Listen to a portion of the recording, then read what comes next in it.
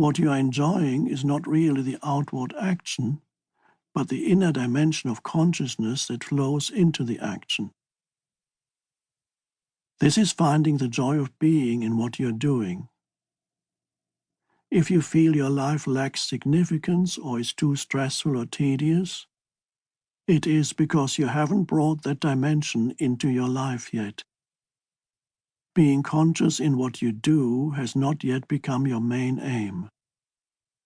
Enthusiasm means there's deep enjoyment in what you do, plus the added element of a goal or vision that you work towards.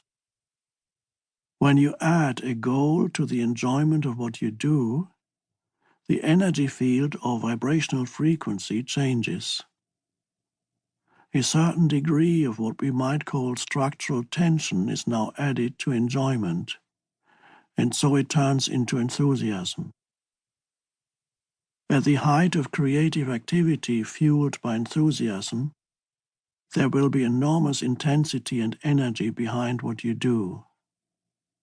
You will feel like an arrow that is moving towards the target and enjoying the journey.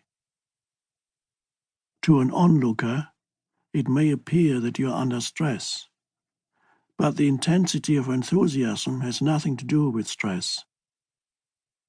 When you want to arrive at your goal more than you want to be doing what you're doing, you become stressed.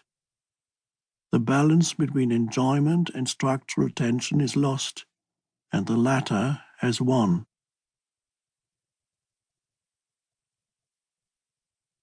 Stress always diminishes both the quality and effectiveness of what you do under its influence.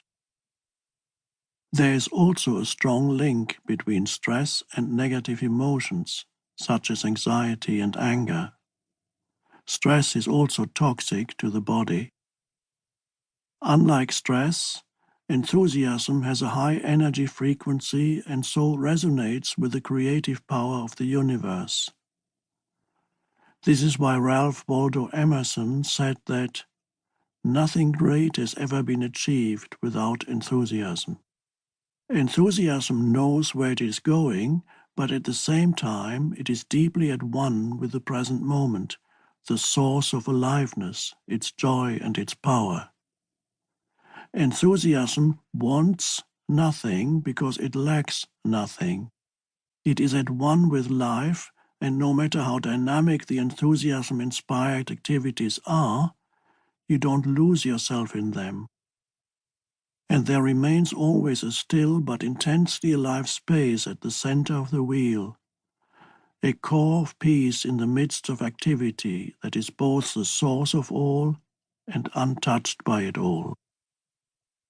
We are in the midst of a momentous event in the evolution of human consciousness.